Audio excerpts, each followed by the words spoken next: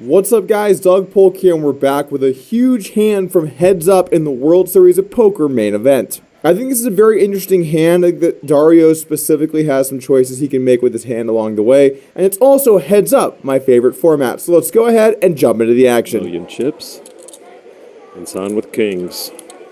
Paying homage to our fallen colleague, Antonio Esfandiari. He tells me that with pocket kings, at least one ace will come on the flop 23% of the time. Our hand begins with 2 million, 4 million chip blinds and a 4 million chip big blind ante. Now, the interesting thing about Heads Up here relative to any other spot in a tournament is that there is no ICM at play anymore. It is simply if you win, you get 10 million, and if you get second, you get 6. So you don't have to worry about page ups in any respect. Coming into the hand, Enson has a 2-to-1 chip lead, a good spot to be in, and the blinds have gone up to where Dario now has about 42 big blinds in play. So we're playing a little bit shorter than we've been in maybe some of the other hands we saw in the main event, but still some pretty reasonable stacks to work with. Our hand begins with Enson looking down at pocket kings and raising up to 11 million chips. Now, I like Enson's raise size here. I'm not sure how much he was using bigger sizes versus smaller sizes, but the 2.7x button size he uses here, it makes a lot of sense when you consider there's an ante at play.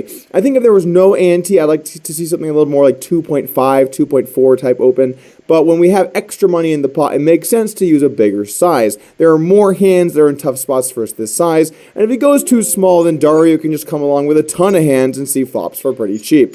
Over to Dario with the 8-4 suited. Now, this is a hand that you might be able to get away from in a ring setting, but when you're playing Heads Up and you're getting pretty good odds, you're not going to be able to do that. Dario has to call just 7 million chips here, and there's the 11 million from Enson, his 11 million, and then 4 million in the middle. So he's calling 7 million chips to win a pot that's going to be 26 million. He simply does not need that much equity, something like 27% equity. If we look at 8-4 suited against the range of hands that opens, he's definitely getting that. Now, of course, the way you realize that equity is very important. He is out of position, but I still think that it's close enough, or it's not close enough to where he needs to be playing this hand.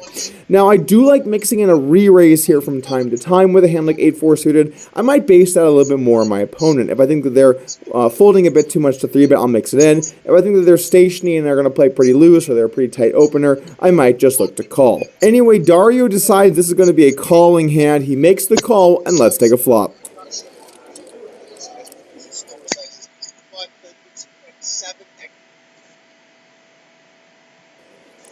This is the 77% of the time that it did not come. You are correct. 2 spades for Dario out there with his 8-4 spades in the hole. He's one lucky turn card away from getting a bunch of those chips back.